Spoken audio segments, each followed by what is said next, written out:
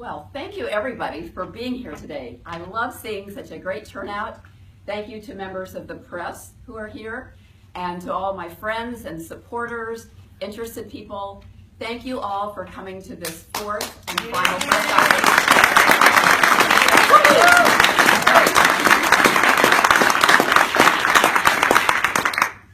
Thank you, that's a great way to start. I like that.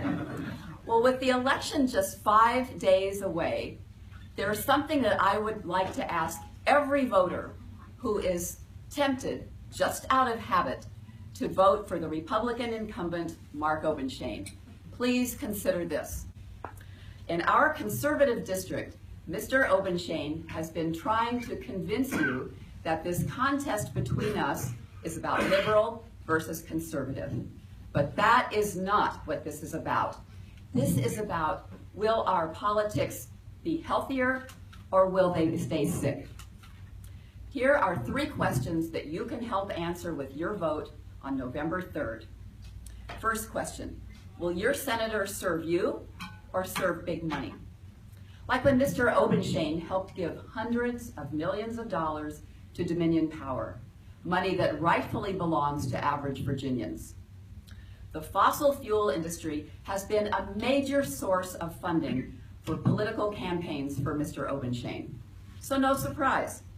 While the rest of the developed world has been moving rapidly toward energy alternatives, green, renewable energy to power the economies of the future, Mr. Obenshain puts obstacles in the way of our making this crucial transition. He sacrifices our state's progress to boost the short-term profits for his big money backers. Check Mr. Obenshain's record and see if you can find a single instance of his acting on behalf of the people against the big moneyed interests. There may be such an instance, but I have been unable to find one. And that is not the kind of politics I believe in. And I want to assure the voters of this district, you can count on me to serve the people, not big money.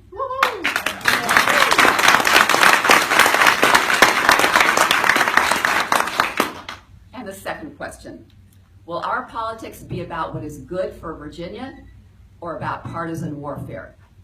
Expanding Medicaid should be a no-brainer. In the states where it has been done, it has been an economic plus, and it saves lives. Yet Mr. Obenshain has chosen to hurt Virginia's economy, hurt Virginia's rural hospitals, and hurt some 400,000 Virginians for purely partisan purposes. Public service is supposed to be about serving the public, not about playing partisan games. And our state senators shouldn't be deceiving people in order to stop us from acting responsibly, like Mr. Obenshain has done regarding the challenge of climate change. Putting a false party line ahead of the genuine needs of our children and our grandchildren is hardly the kind of representation that this district deserves. I pledge to do whatever is best for Virginia and its people, and I will work with anyone of either party who shares that commitment.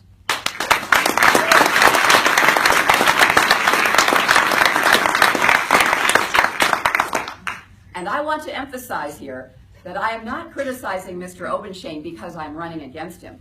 On the contrary, the only reason I'm running against him is that I am so disturbed by the kind of politics he practices, the kind that is damaging our state and our country.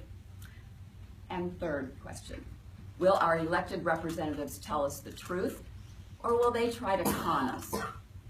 On this one, I want to go into more detail, because I was offended by the way Mr. Obenshain played fast and loose with the truth on a whole range of questions that we were asked in the 3 debates that we shared.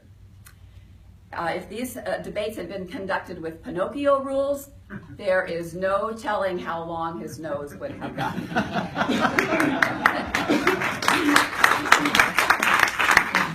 In 2 of those debates, Mr. Obenshain trotted out a scare story about the cost of Medicaid expansion in Kentucky, a story that the governor of Kentucky dismissed, saying, "You're not entitled to your own facts.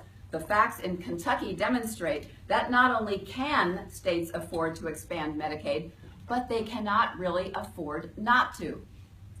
Across the nation, the expansion of Medicaid has strengthened, not hurt, state budgets.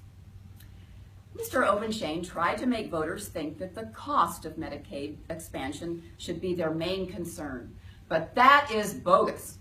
The federal government has promised to pay 100% of the cost for the first 3 years, with the federal share gradually decreasing to 90% by 2020. Mr. Obenshain dismissed such promises as hollow and phony, but we already have long experience of the feds keeping such promises on things like highways and education. So why should we imagine it would be different with health care? And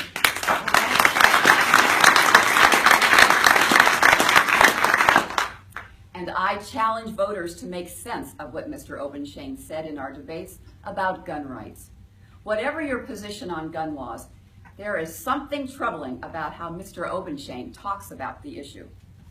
He claims to be eager to keep guns out of the hands of people who shouldn't have them. But in the next breath, he opposes the main way that we can do that, closing the gun show loophole and having the universal background checks, which, by the way, are favored by 75% of the members of NRA. All right.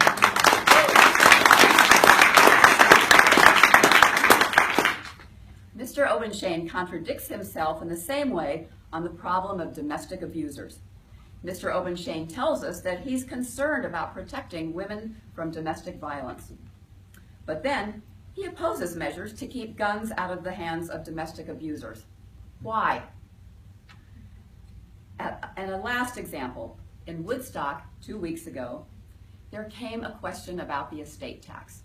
Now, I'm not aware that the estate tax is a big issue in Virginia or in our district in particular, but what is a big issue is whether the career politician who now represents us in the Virginia Senate is being straight with us. In Senator Obenshain's telling, the main thing the estate tax does is kill family farms and small businesses by compelling grieving families to sell off the farm or the business to pay onerous taxes. The reality is quite different. The nonpartisan fact-checking group PolitiFact reported that only one farm in 200 it has a high enough value for there to be any estate tax. And that's because the tax relates to estates that are worth more than $5 million for an individual or almost $11 million for a couple. That is a fraction of 1% of estates. And even in those rare instances, the heirs can take up to 14 years to pay off estate taxes. That's what Alan Viard, an economist at the Conservative American Enterprise Institute, says in dismissing arguments like Mr. Obenshain's. So much for the scare stories that Mr. Obenshain was peddling to the good folks in Woodstock. But one can see how it would serve the interest of the very, very wealthiest Americans to convince the rest of us average citizens that the estate tax threatens to confiscate the fruits of a lifetime of our labor. Our system of government is based on the premise that the citizens will be able to make their choices based on the truth. To attempt to deceive the people is an attack on the foundations of the system our founders gave us. I want to assure the voters, I will always level with you. I am not politically ambitious, and I do not serve any special interest. I am running for public office for the first time because I care about people, and I care about the Virginia that we will pass on to our children and our grandchildren. Thank you.